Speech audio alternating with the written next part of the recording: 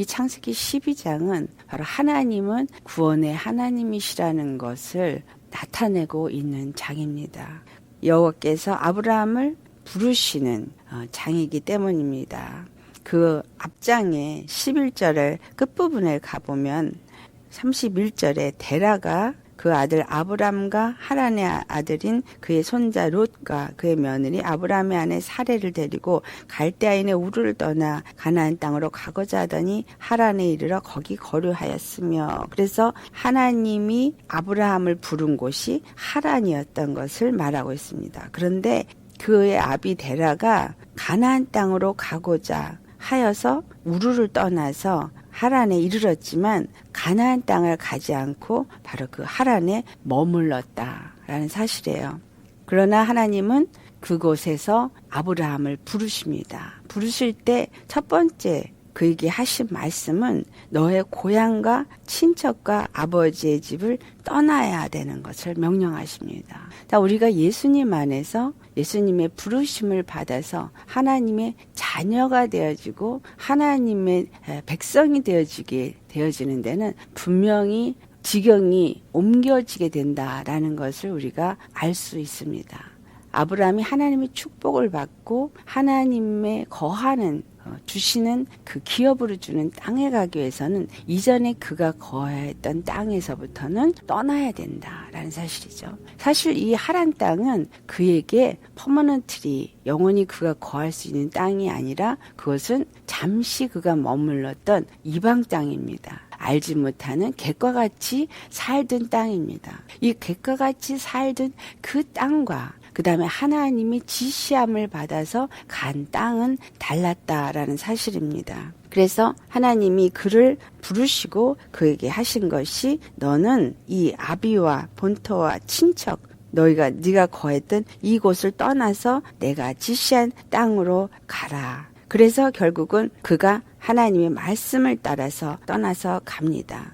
이 말에 대해서 히브리서 11장의 8절부터 9절에 하시는 말씀. 근데 보면 믿음으로 아브라함은 부르심을 받았을 때 순종했다. 그렇게 말합니다. 그리고 장래 유업으로 받을 땅에 나아갈 때 알 바를 알지 못하고 나갔다. 이 말을 합니다. 자, 이 말은 동일하게 우리가 하나님의 부르심을 받은 자 맞습니다. 그렇죠? 예수님이 우리를 부르셔서 나로 그의 자녀로 삼아 주셨기 때문에 우리가 그 부르심을 받은 자이기 때문에 예수님을 믿을 수 있게 된 겁니다. 그래서 예수님을 믿고 부르심을 받았으면 그 다음에 아브라함이 순종한 것처럼 순종해야 된다라는 거예요. 말하자면 이전에 내가 살던 아비 또 함께 릴레이션십을 가지던 친척 그 다음에 본토 집을 다 떠나서 하나님이 지시한 땅으로 가야 된다. 근데 그 땅이 뭐냐? 장래 유업을 얻을 땅이다라는 거예요.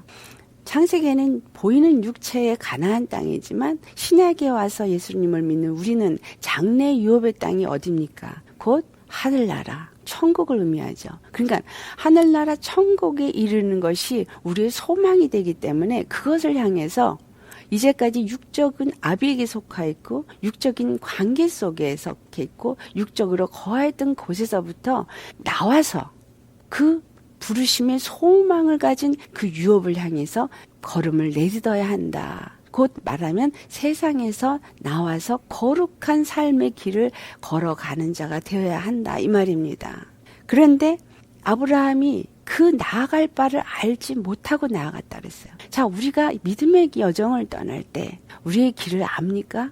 우리가 하나님 앞에 이르는 그날까지 내 앞길이 어떻게 인도함을 받을지 우리는 전혀 알지 못합니다. 험난한 주령을 만날지 광야를 만날지 또는 골짜기를 만날지 아무도 알지 못합니다. 내일 일을 난 몰라요. 찬양도 있죠. 우리는 알지 못합니다. 하지만 하나님의 말씀이 내가 너에게 지시한 땅으로 가라 했을 때 그 말은 그 말씀에 순종할 때 하나님의 손길이 그를 인도한다라는 그 믿음 없이는 그 길을 갈 수 없는 것입니다. 그래서 우리의 가는 모든 길은 바로 믿음으로 나아가는 길인 것입니다. 믿음으로 나아갈 때 그 히브리서 11장 9절에 믿음으로 그 아브라함이 이방 땅에 있는 것 같이 약속의 땅에 거류하였다. 가나안 땅에 그가 가서 있을 때 그 땅에서 마치 이방 땅에 있는 것처럼 그 땅에 있었지만 그는 동일한 약속을 유업으로 받은 이삭과 및 야곱과 더불어 장막에 거하였다. 자, 우리가 이 땅에서 지금 살고 있으면서 세상에 살고 있다고 생각을 합니다. 그래서 세상 사람과 내가 동일하다고 생각합니다. 그런데 엄밀하게 얘기하면 영적으로 우리는 구별된 곳에 살고 있다라는 것입니다. 세상의 사람들은 세상에 살고 있죠. 그런데 예수님을 믿는 사람은 육은 비록 세상에 살고 있지만 우리가 믿는 믿음 안에서 사는 자이기 때문에 영적으로 우리는 예수 그리스도 안에 사는 사람이요. 다시 말하면 예수 그리스도 안에서 에베소 2장 6절에 예수 그리스도 안에서 하늘의 보좌에 앉히셨다라고 말한 것과 같이 하늘 보좌 가나안 땅에 살고 있는 자인 것입니다. 그런데 그 가나안 땅에 살고 있는 자지만 아직은 육체를 벗어버리지 아니한 그 약속만 가진 상태이기 때문에 약속만 가지고 가나안 땅에 거하고 있는 아브라함과 같이 우리가 완전한 가나안 땅에 내 나라, 내 하나님 안에서 백성으로 아직 나라가 건국되지 않은 상태이기 때문에 마치 이방인과 같이 사는 자다라는 것입니다. 그렇지만 그가 그렇게 순종하였던 것은 하나님이 계획하시고 지으실 터가 있는 성을 바랐습니다. 여기서 이 성은 하늘 성전, 예루살렘 성이라고도 표현되어지는 하늘에 있는 하나님의 성전을 바랐다. 그러니까 하나님의 성전이 요한복음 2장 21절에 보니까 예수 그리스도가 바로 예루살렘 성이다. 그러니까 바로 예수님이 죽으시고 부활하셔서 하늘 성전을 세우시고 그리고 우리는 그 성전 안에 그 보좌에 앉은 그리스도의 몸이 되어지는 그것을 아브라함이 바랐기 때문에 그가 그곳에 거했다라는 것입니다. 그래서 하나님이 이제 아브라함에게 약속을 합니다. 네가 복의 근원이 될 것이고 너로 말미암아 모든 민족이 복을 받을 것이다 라는 말씀을 합니다. 그래서 그 백성들의 수가 허다한 별과 같고 해변에 무수한 모래가 같이 많을 것이다 라고 말합니다. 그래서 그 약속을 받았고 그 약속을 이제 믿는 아브라함, 그래서 믿음으로 그가 나아갈 때 하나님이 그 믿음을 의로 여기셨다라고 말합니다. 우리가 여기서 우리의 믿음이 어떤 모습을 가고 있어야 되는가를 분명히 말해주고 있습니다. 반드시 본토 친척 아비 집을 떠나서 그 약속의 유업을 얻은 땅을 향해서 믿음의 행보를 해야 된다라는 것입니다. 그 행보는 우리가 뭐라고 말해요? 경주, 믿음의 경주를 한다라고도 표현하기도 하고 좁은 길로 나아간다라고도 표현하고 있고 의의 종이 되는 삶을 사여라. 그 많은 얘기들이 있죠. 그러니까 예수님의 의에 거하고 예수님의 말씀에 거해서 믿음의 의에 거해서 의에 순종하는 그 길을 나아가는 것은 좁은 길과 같이 험난한 길이요. 그 길은 오직 하늘의 유업을 바라고 하나님의 이끌림을 받아서 나아가는 길이지 내 생각이나 내 방법은 절대적으로 있을 수 없는 길이다라는 얘기입니다. 그런데 아브라함이 이 약속을 가졌을 때 롯도 그 약속을 하나님이 나한테 이렇게 가라고 그래서 이렇게 복의 땅으로 가라고 한다. 그 말을 들었을 때 롯도 그럼 나도 그것을 얻고자 해서 함께 동행을 합니다. 롯이 그것을 얻고자 해서 함께 나아가는 그것으로 말미암아서 그도 가나안 땅을 밟는 축복을 경험할 수 있게 되죠. 그런데 중요한 것은 이 아브라함이 하나님의 약속의 말씀을 받고 믿음으로 나갔지만 아직은 그에게 연약함이 있었다. 하나님은 그 연약함을 확실하게 하나님은 구원의 하나님이라는 것을 그에게 더욱더 믿게 하심으로 그 믿음을 더욱더 굳건하시게 하기 위해서 이제 아브라함을 시험하는 때가 나옵니다. 그가 가나안 땅에 도착을 해서 그곳에서 제단을 쌓고 하나님 앞에 제사를 드립니다. 이것은 우리가 현재 드리는 예배의 삶을 말하죠. 하나님의 말씀을 믿고 믿음 안에 거해서 예배하고 경배하며 하나님을 잘 믿는 것 같이 살고 있습니다. 그러나 10절에 보면 그 땅에 기근이 들었다. 그 땅에 기근이 들었다는 얘기는 뭐예요? 그에게 어려움의 순간이 다가온 것입니다. 우리가 믿음의 생활을 하면서 그 기근이 우리 삶에 찾아왔다. 어떤 환난과 고난이 찾아왔다 했을 때 우리에게 하나님은 무엇을 보기 원하시냐면 믿음을 보기 원하신다라는 것입니다. 하나님이 지시해서 가게 한 땅이고 그 땅에 거하게 하시고 그 땅을 주시고 그 땅을 유업으로 주겠다면 그 땅이 내 것이 되어질 때까지 그렇게 그 땅에 거해야 되고 그 땅에 가보니까 가나안 족속들이 그곳에 살고 있는 것을 보았기 때문에 이방인같이 살지만 실질적으로 하나님이 그 땅을 그에게 허락한 것이기 때문에 이 가나안 족속들은 다 내어 쫓아야 하는 것이죠. 그런데 그가 기근이 들자 어디로 가냐면 애굽으로 내려갑니다. 그리고 애굽으로 내려가서 그가 뭘 말하냐 하면 그 애굽 땅에 있는 사람들이 세라 때문에 그가 아름다워서 자기를 죽일 것이다 라고 생각을 해요. 그래서 13절에 보면 그대는 나의 누이라고 그렇게 말해라. 내가 그대로 말미암아 안전하고 내 목숨이 그대로 말미암아 보존되리라. 우리의 목숨이 누구의 손에 있는가? 우리가 어떤 어려움이 올 때 그 모든 어려움은 항상 어떤 재난의 두려움이 있다고 생각을 해요. 그러나 궁극적으로는 사망의 두려움 때문에 재난에 대한 두려움도 오는 것입니다. 사망의 두려움, 이건 무슨 말이에요? 사망 권세자의 지배 안에 놓이게 되어진 우리 안에 있는 우리의 실체적인 모습을 드러내는 것입니다. 그러니까 우리의 자기에 대한 자기 정체성을 확인시켜 주는 것이죠. 내가 어떤 정체성을 갖고 있냐?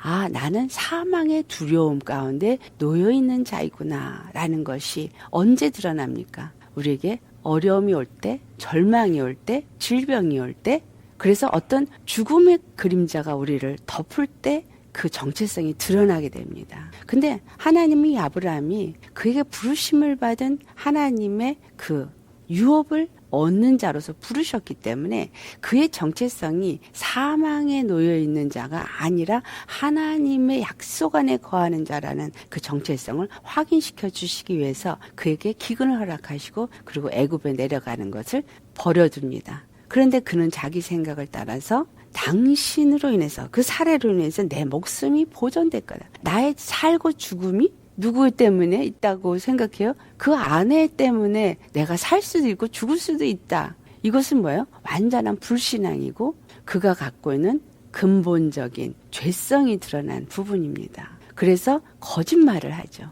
하나님은 그러나 그 거짓말을 한 아브라함을 고난 가운데 처하는 것을 그대로 둬서 결국은 세라를 애굽 왕 바로에게 빼앗기게 됩니다. 그래서 자기 아내를 빼앗겼을 때 어떤 일이 있겠어요? 자기가 바로로부터 후대함을 받아서 양과 소와 노비와 나귀와 낙타를 얻어서 굉장히 많은 재물을 얻었지만 실질적으로 자기를 아내를 빼앗긴 그 고통이 그에게 찾아왔습니다.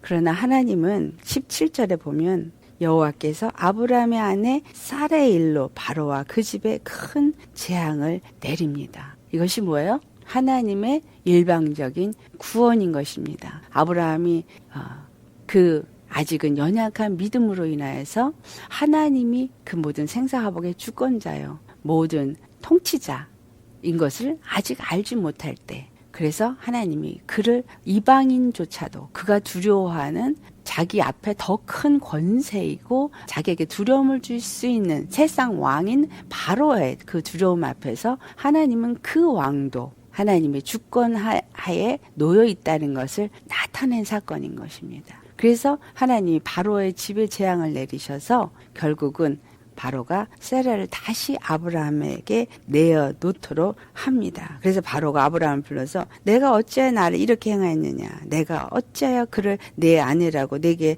말하지 아니해서 나에게 이런 재앙이 내리게 했느냐, 그러면서 그를 데리고 가라 하고 보냅니다. 여기서 우리가 중요하게 생각해야 되는 한 가지가 있어요. 그것은 뭐냐면 아브라함의 그 연약한 믿음이 없는 그 불신앙으로 말미암아 사레를 빼앗길 뻔했습니다. 그런데 이것은 영적으로 우리가 볼 수 있는 눈이 생겨야 합니다. 무엇이냐면 여기서는 창세기 12장에 나타나지 않습니다. 아브라함에게 하나님이 너로 말미암아 모든 만민이 복을 받게 될 것이고 너를 축복하는 자가 복을 받고 너를 저주하는 자를 하나님이 저주할 것이다 라고 하면서, 그런데 땅의 모든 족속이 저로 말미암아 복을 얻는다면 어떻게 해서 그 복을 얻는가를 여기서는 얘기하지 않지만 하나님이 내가 낳은 씨, 내 아들에게서부터 내가 그 약속을 이룰 것이다 라고 말했습니다. 그런데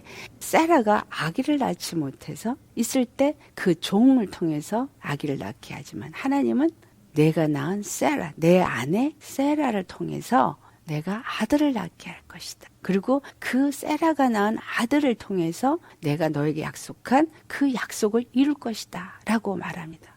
그래서 사라가 낳은 이삭을 통해서 하나님이 그 약속을 이루시고 그 세라는 바로 예수 그리스도를 예표했다는 것을 갈라디아서 3장 16절에 말하면서 많은 세월 후에 예수 그리스도가 오지만 그 모든 것들은 이미 이 아브라함을 부르실 때 하나님이 계획하셨던 일이었던 것입니다. 그런데 악한 영 마귀는 누구를 사용해서 바로 왕을 사용을 해서 그 애고방 바로를 사용해서 사라를 취하여서 아브라함에게서 빼앗아 갔던 겁니다. 그렇다면 그 빼앗아 가면 어떤 얘기를 이래요? 사라를 통해서 이삭이 이 땅에 나오는 것을 막는 일을 했다라는 것입니다. 하지만 하나님은 하나님의 계획대로 그 모든 일을 이루시는 분이시기 때문에 아브라함의 믿음 없음은 사라를 빼앗길 뻔했고 이삭이 이 땅에 나올 수 있는 그 길이 막혀버리는 그러한 역사를 이룰 뻔하였지만 하나님은 하나님의 계획대로 그 모든 일을 이루시기 때문에 사라를 다시 풀려나오도록 바로의 집에 재앙을 내리고 그리고 사라가 다시 아브라함의 아내로 돌아오게 하여 그런 하나님의 역사를 이루시고 훗날 사라를 통해서 이삭에 낳게 되어지게 하고 예수 그리스도가 이 땅에 오게 하시는 일을 하셨다라는 것입니다. 이 말은 오늘날 우리가 예수 그리스도를 영접하여서 믿음의 삶을 살고 예배의 삶을 살고 정말 하나님의 약속하신 그 가나안 땅을 이 땅에 살면서 천국을 누리는 삶을 살고 있지만 우리 믿음이 연약할 때 하나님 우리를 기근이라는 걸 통해서 어떤 재난을 통해서 우리 믿음을 보시고자 합니다. 그럴 때 우리 믿음 없음이 어떤 죽음이라는 거에 두려움이 와서 잘못된 길로 나아가지만 그러나 그곳에서도 하나님은 반드시 무엇을 이루신다는 거냐면 예수 그리스도가 그의 삶의 구원의 하나님으로 나타나도록 하나님은 역사하신다라는 사실입니다. 물론 아내를 빼앗겼을 때 아브라함은 참으로 그 심령의 고통과 괴로움, 그래서 절망과 슬픔으로 하나님 앞에 분명히 회개하였습니다. 근데 그 회개하는 과정은 이 성경에 기록되지 않았지만 그 회개를 통과하지 않고는 하나님이 다시 그에게 회복시킨 것을 경험할 수 없다라는 것을 우리는 다른 성경 구절들을 통해서 우리는 알 수 있습니다. 우리가 잘못된 길로 나아갔을 때 반드시 우리는 돌이켜 회개함으로 말미암아 하나님의 역사를 볼 수 있게 되어진다라는 것이죠. 그래서 우리의 믿음의 삶에 반드시 믿음이 있어야 되고 혹여라도 내가 믿음에서 떨어졌을 때 회개함으로써 하나님 앞에 돌이킬 때 하나님은 바로 구원의 하나님이신 것을 나타내시고 회복시키신다라는 것입니다. 그래서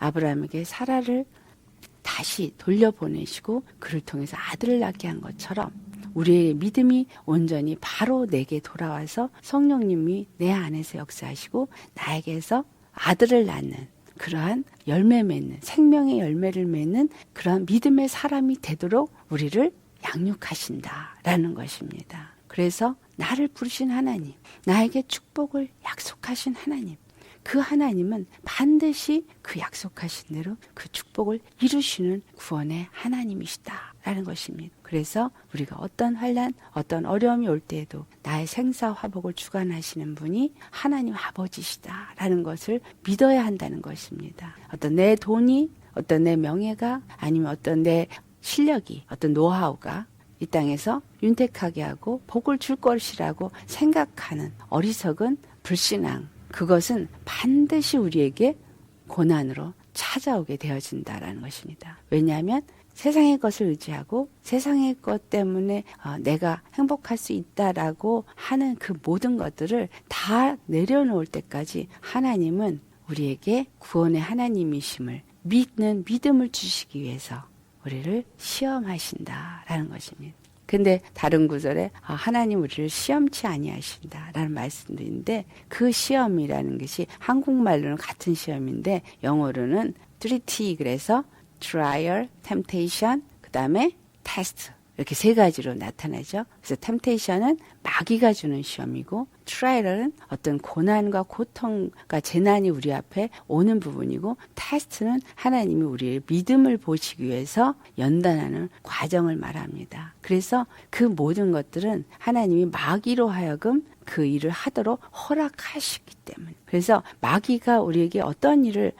허락한다고 해서 마귀가 능력이 있는 것이 아니라 우리가 마귀 시험을 받을 만한 그런 요인이 우리 가운데 있기 때문에 하나님이 그것을 그냥 내버려 두신다는 거예요. 하지만 하나님이 우리의 방패가 되시고 우리의 산성이 되셔서 우리를 철통같이 보호하신다면 아무도 우리를 손댈 수 없습니다. 그래서 우리는 믿음의 방패를 가지라, 그리고 말씀의 검을 가지라 라고 하는 것입니다. 전신갑주, 구원의 투구, 바로 예수님의 구원이, 하나님의 구원이 내 생각을 지배하는, 그래서 거룩한 성결이라고 인침받은 그러한 투구를 쓰는 사람. 그래서 완전히 생각이 악한 영의 그 속임에부터 보호를 받는 말씀으로 무장된 투구를 써야 된다. 그래서 구원의 하나님이 나의 하나님이 되어줘야 된다라는 것입니다. 그리고 그 믿음은 우리의 의의 흉배를 입혀서 내가 그 의로 내 심령에 주장을 받아서 항상 내 마음에 평강과 안식을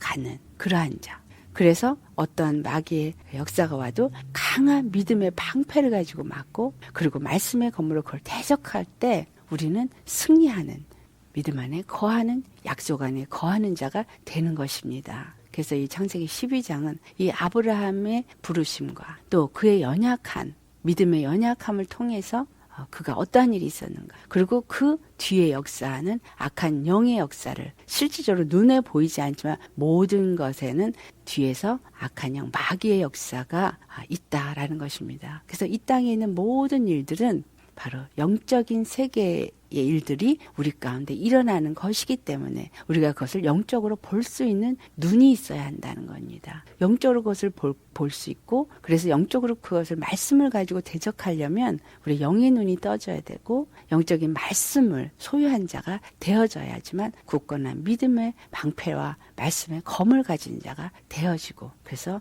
승리할 수 있다 라는 사실입니다. 그래서 하나님은 그러한 사람을 만들기 위해서 기근을 허락하시고 우리에게 여러 가지 어려운 일들이 우리 앞에 놓이게 하지만 끝까지 그 믿음을 잃지 않고, 그리고 나아갈 때 결국에는 마침내 하나님의 구원의 영광을 볼 수 있게 되어진다라는 것입니다. 그래서 우리가 이 아브라함의 그 믿음의 여정을 하나하나 살펴보면서 하나님이 아브라함을 통해서 우리에게 많은 그런 것들을 보여주는 것 중에 이제 한 가지가 바로 12장에 나온 부분입니다. 우리는 절대로 하나님의 약속을 놓지 마시고 내가 나아갈 본향, 영원한 유업을 얻는 그날까지, 비록 이방인과 같이 이 땅에 나그네와 같이 살지만 우리가 바로 예수 그리스도 안에서 하나님 안에 사는 유업을 가진 자인 것, 그리고 그 유업이 완전히 내 것이 되어지는 그날을 소망하며 나아가는 자가 되어지시기를 예수로 축원합니다.